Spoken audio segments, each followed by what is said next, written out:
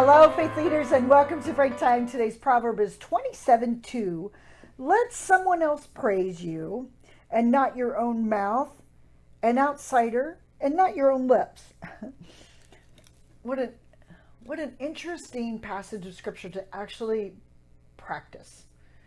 You know, there's a temptation in probably all of us to draw attention to what we're doing and to make sure that we're noticed, especially in the workplace. If you work in a very competitive environment, you know, you want your work noticed. You want what you do to, you want it to be excelled. You want to reach that goal in your life.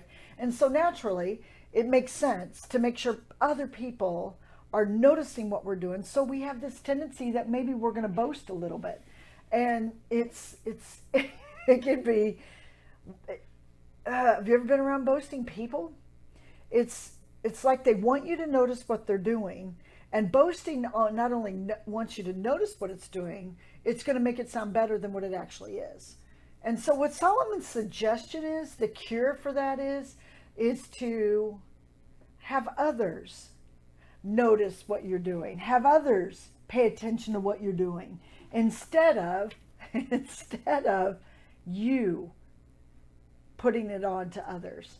Isn't that interesting? So I'm wondering, is there some of you, is it in my heart to want others to notice how good of a job that I'm doing? And so therefore I talk about it.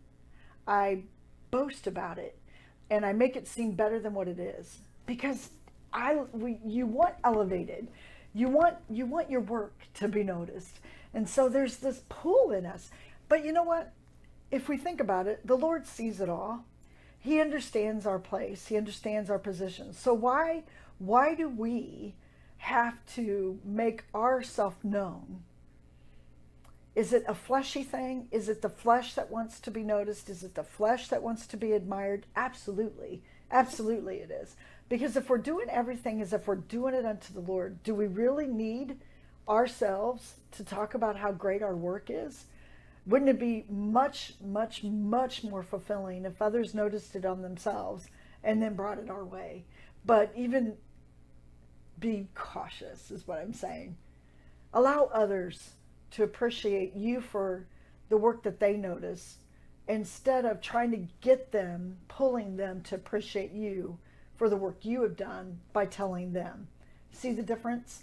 And so faith leaders, I'm going to challenge you to notice somebody's work today.